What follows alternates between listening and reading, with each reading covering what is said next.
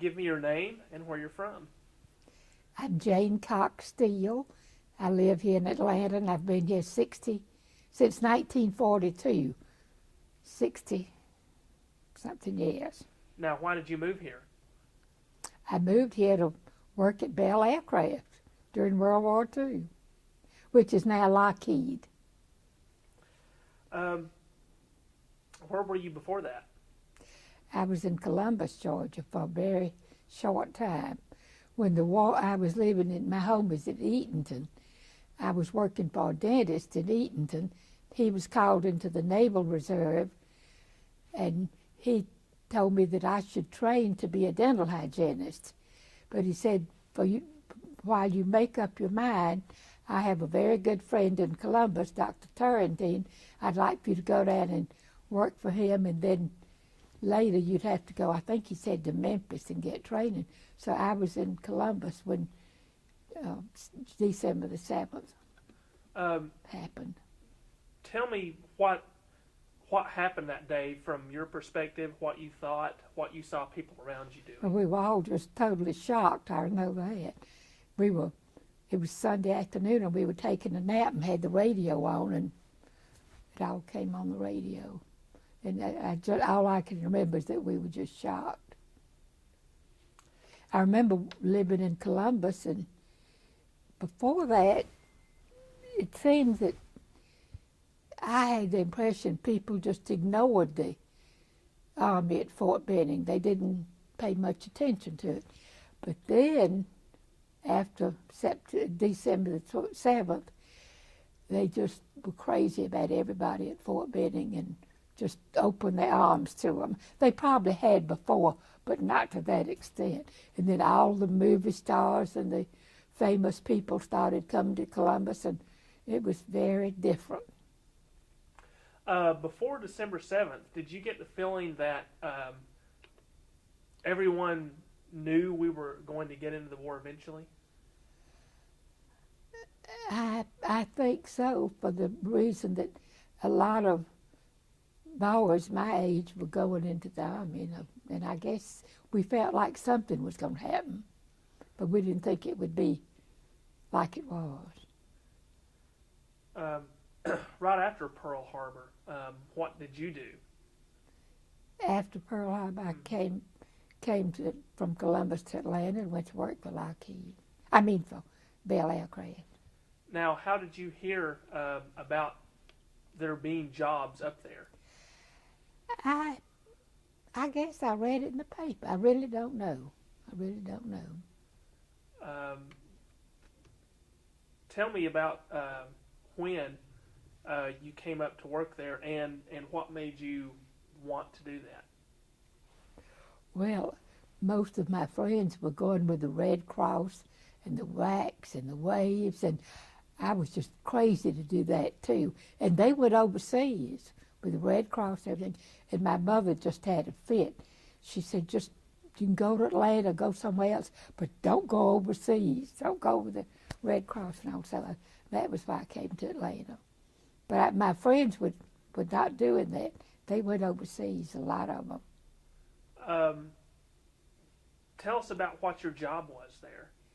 I was in design engineering, and we were not out in the plant. We were in the design area, and the chief engineer's office was in our department, and it was on, his little office was part of our area, and it was quite interesting. There were a lot of, I would say 5 or 6 guys from tech who were working there in design engineering, and I guess some of them eventually had to go into service, but I guess they were working there maybe until they were called into service. But we all kept in touch for several years because of the fact that we worked together there at Bell Aircraft.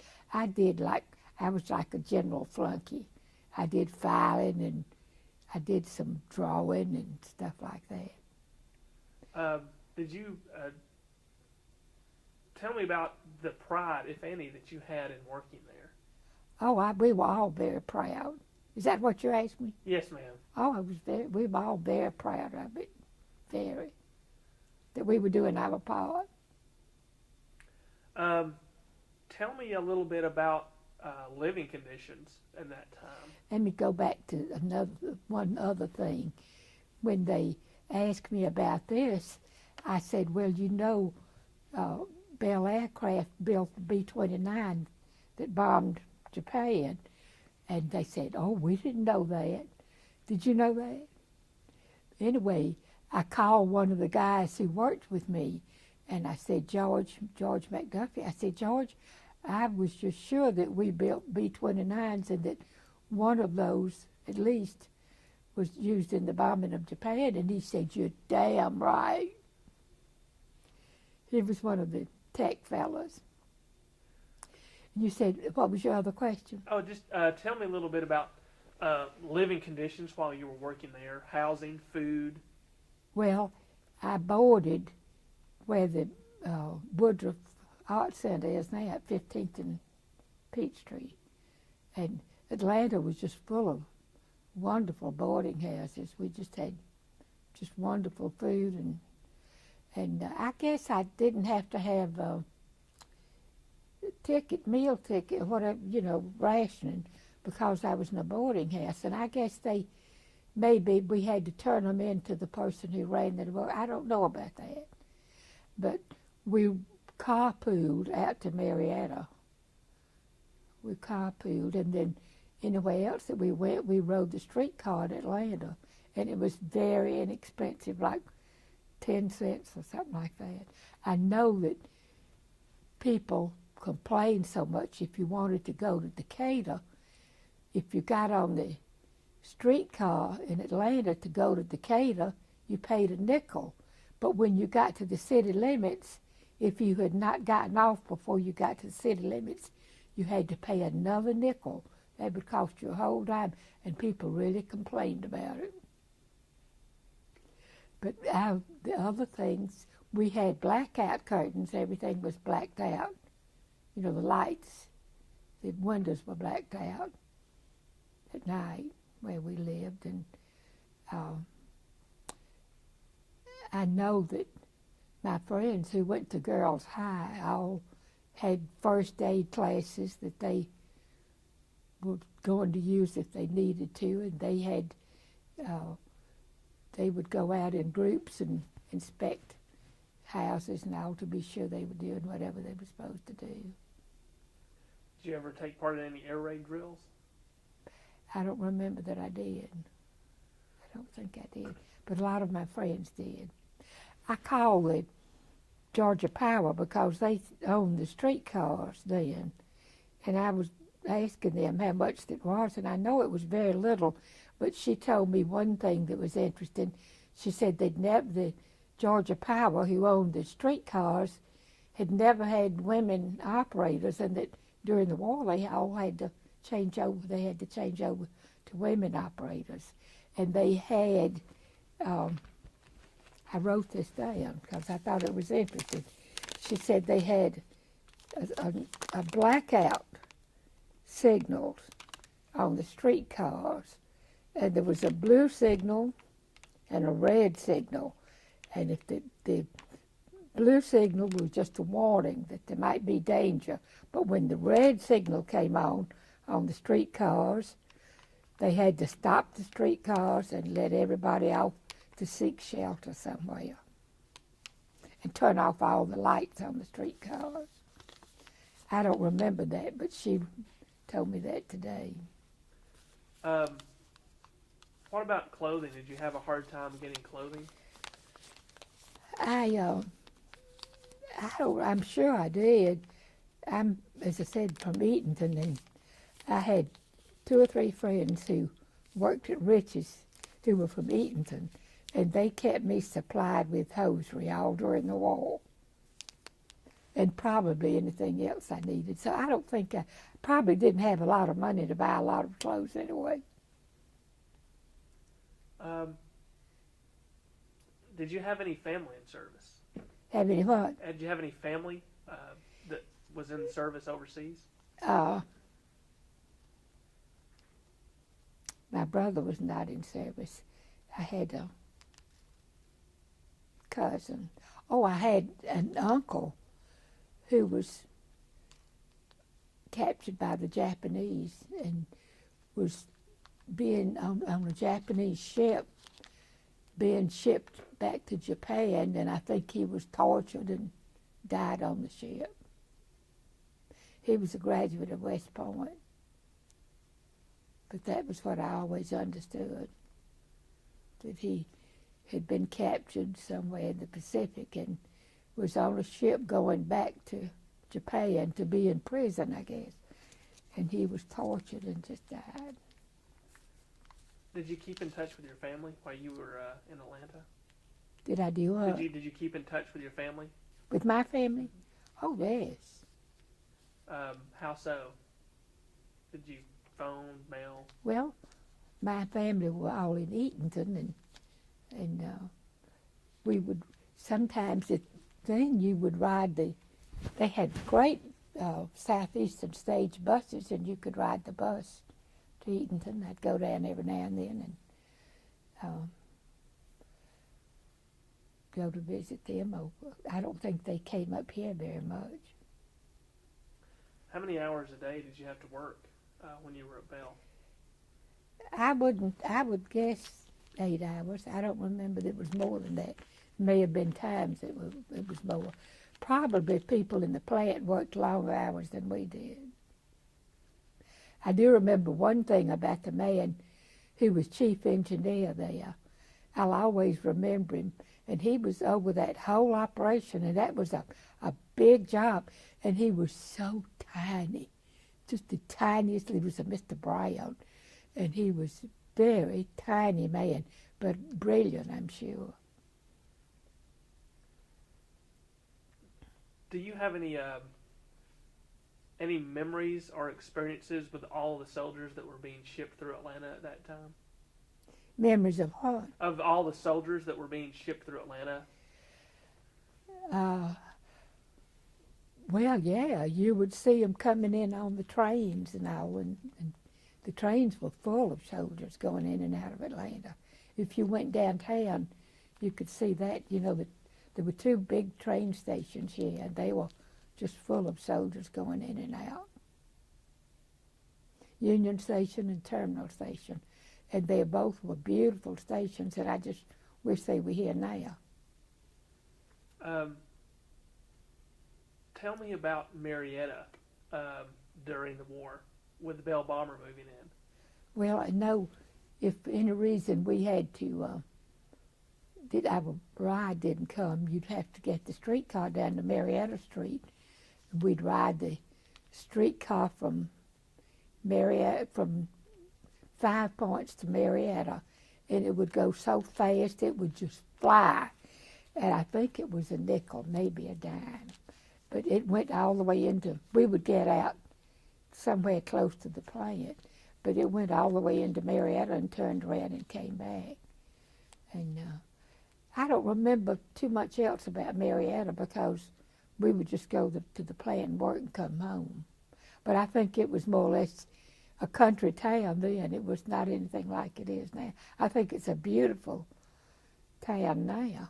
And it was then. I just didn't see that much of it. That park and, the middle of Marietta is very nice.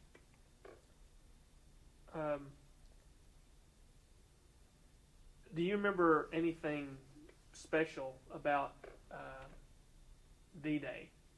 About what? About D-Day, about hearing about the invasion of Europe? Well, I remember I had relatives in Milledgeville, and I think a couple of them who were guys about my age that I had met years ago, and I think I heard that they were killed at that time. That was the main thing that I remember about it. Of course, we all were watching all the news about it or keeping up with it. And worried to death. That's another question. How much did you and all of your friends keep up with events overseas? How did we do what? how concerned were you with getting as much news as you could from overseas? Well, quite a lot. I was very fortunate that I didn't have any close members of my family other than my uncle and just some friends. And my brother did not have to go. But we was all just very concerned, and we listened to the radio a lot and read the papers and worried and wanted it to be over with. Excuse me. What sort of things did you do in your spare time? In Atlanta, Yes, ma'am. While you were we during went the to the war. movies. We would ride the streetcar downtown and go to the movies. That was about all there was to do. You went to the Roxy and the Paramount and the Loew's Grand. I don't remember going to the Rialto as much, but they had a lot of good movies. And I guess, I'm sure we went to the Fox too, but mainly downtown. And I know I went to opera later and maybe earlier, but I don't think they had opera during the war here. And I'm trying to think what else. That was about the most of our entertainment. We went to, there were places that we loved to eat. We ate at Aunt Fanny's cabin, and we ate at the Francis, Virginia Tea Room and Rich's, Magnolia Room, and we ate at the little place on 17th Street, Rose Bowl Tea Room, Mammy's Shandy. We ate at all of those places. And you'd eat out and go to movies, and that was about it for entertainment.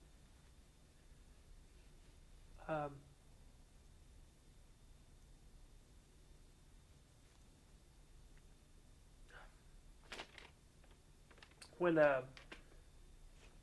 while you were working at Bell, did you seem to get a sense? Get what? Did you seem to get a sense from your fellow employees, or from anyone else, that the United States might lose the war? No, I don't think so. I don't remember that we worried that they might lose the war. I think we thought they would win eventually. That's the way I recall. But I'm sure there was worry, and there was an extent of worry. But we had a lot of confidence in President Roosevelt. And I saw him one time. I think I told you all in the other thing I did that when President Roosevelt was at Warm Springs, a doctor at Piedmont Hospital was his physician, and I understood that he also went to Washington to treat him too. Doctor from here at Piedmont Hospital. And I'm sorry. Did you ever have need of medical attention? And if you did, how easy was it to get? I think I'm very lucky. At that time, I don't think I had any. I'm very fortunate, and I don't know what I would have. I used to have a couple of uncles who were doctors, and I probably would have called them and asked them what to do, because I don't remember at that time needing a doctor here in Atlanta. Do you think that the entering of the workforce by women like yourself and all the other 6 million women that went into the factories during the war had a large impact on the accepting of women in roles that hadn't been accepted before? Oh, absolutely. Tell me a little bit about that. Absolutely. Well, my friends, the ones who were in service and went to with the Red Cross and all, they came back and went on to college and had good careers. And I didn't marry until I was several years older, because I'd gotten independent. I could work and make my own living, and I didn't. And all the guys were gone for so long. But anyway, no, I think women learned to be independent. I think that was a really great thing. Just really great for women. If any good could come out of a war, that would be it. It helped them to be independent. Whereas before that, they certainly were not. What there was a do you think that World War II was something that the United States had to do, and why?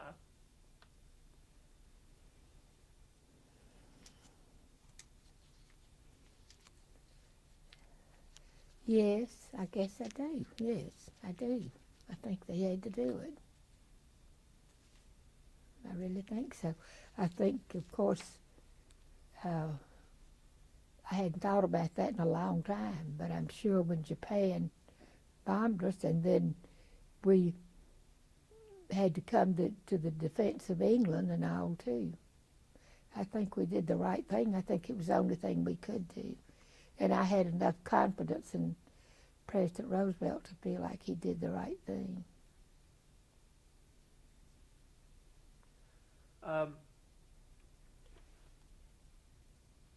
This exhibit's going to be seen by thousands of school children, literally. So now is your chance. If you want to tell this generation and future generations what World War II should mean to them and to the future, what would it be? Say that one more time. What do you want future generations to understand and appreciate about your generation's sacrifice during World War II?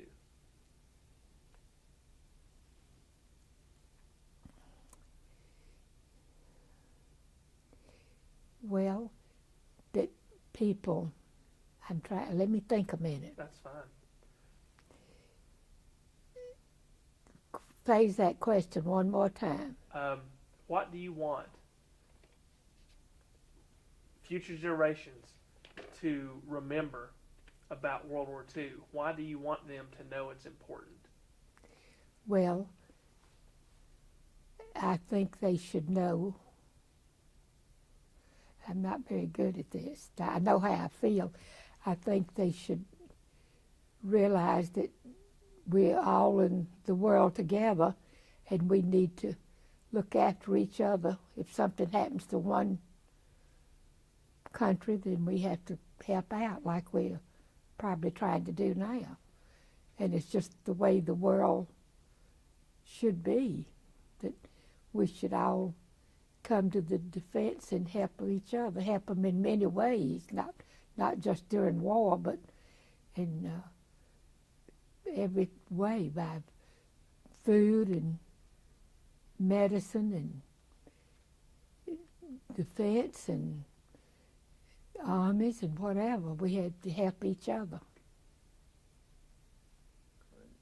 Do you think that the United States was better off fighting World War II than it was before World War II? I don't think we had much choice. The country certainly changed completely after World War II. You know, we had been in a depression and it had been terrible. People were without jobs and it was just awful. In 1929, the stock market crashed and banks closed and we were just in a terrible depression. And after that, after the war, of course, so many people, there were so many jobs available and all of that was good. And they learned so many things during the war to help in manufacturing and everything. That they learned so many new things that could be built or made or manufactured or something that they had learned during the war, and it just, the economy just boomed after the war. But there were so many things that were needed.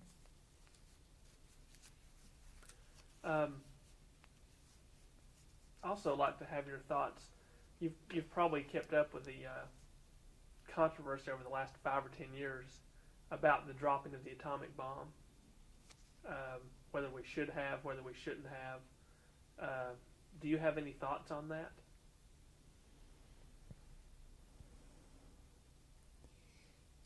Well, I admired President Truman, and I think for what all the things that Japan had done, it was probably the best thing to do.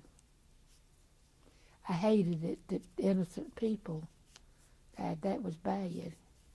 I wish there'd been some other way, but who knows? The war could have gone on and on and on if we had not done it, and it would have been even worse, possibly. And I trusted his judgment. We may have lost many, many more people, and even Japan may have lost a lot more than they did if we had not done that. I know it was certainly during the time of war, but what were some of your best memories from that time? Best memories of the war? Yeah, of your time in Atlanta with friends, good news you might have gotten, anything like that.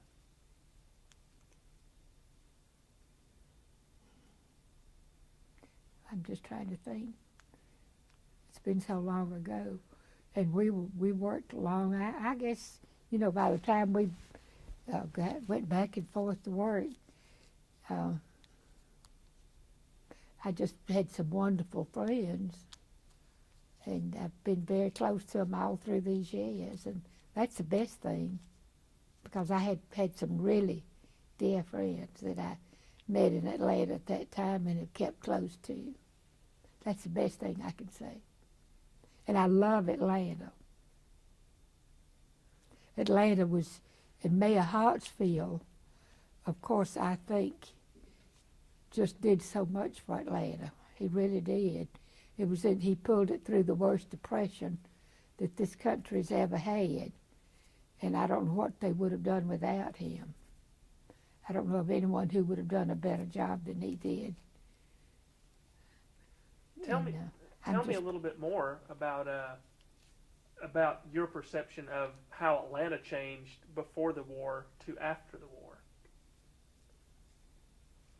Well, I think Atlanta before the war. I just came here to do it, but I used to visit here a lot before the war because I had relatives here. But it was more or less almost a big country town, and it just grew and developed, and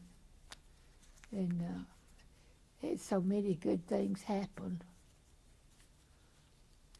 that I'm just real proud of it. But it certainly developed and did a lot after the war because everything just blossomed with the economy and the manufacturing and all the people coming into Atlanta. How much more tape do we have? About 3 minutes. Okay. Shall we change? Now, do you have anything we haven't covered that you'd like to talk about that you feel is important for people to know? I didn't think about you asking me that.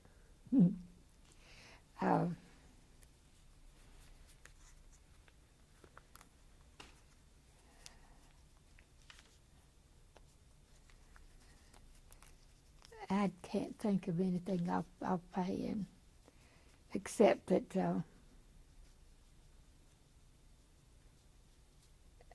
I think we should all work together as much as we possibly can. And I hate very much when I see racial disagreements and so forth, and it hurts me to see that. Because when I was growing up, there were a lot of black people in our county and a lot of white people. But when I was growing up, now this is the honest truth, we loved each other and got along and helped each other. Now that is really true. And they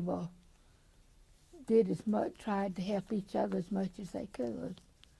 And there was not a lot of money for anyone. That was, as I say, during the Depression, and people were all struggling, but they helped each other.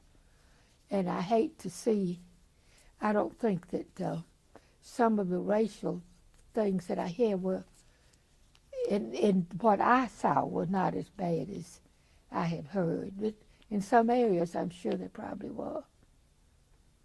Do you think World War II helped race relations here at home? Oh, I think so. How so? Here in Atlanta, Yes.